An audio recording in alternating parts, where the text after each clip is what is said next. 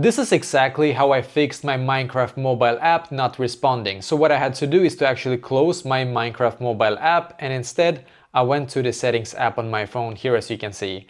And now on my settings app, I just scrolled down and then I clicked on general and then I clicked on storage right here, as you can see. And then I just waited for my phone here to actually load all of the apps that I have on my phone. So you can see it keeps loading here, which is totally normal. Just wait for it to finish the loading process and then scroll up, click on search and search for Minecraft here and click on the Minecraft app and then click on upload app, and once again in here click on the upload app. Just wait a couple of seconds for it to load now. So we need to wait until we can see where it says reinstall app here. So this one can sometimes take a while to be able to get to that point where it says reinstall app, just so you know, but just wait for it to show that. And now when it says reinstall app, just click on it, as you can see.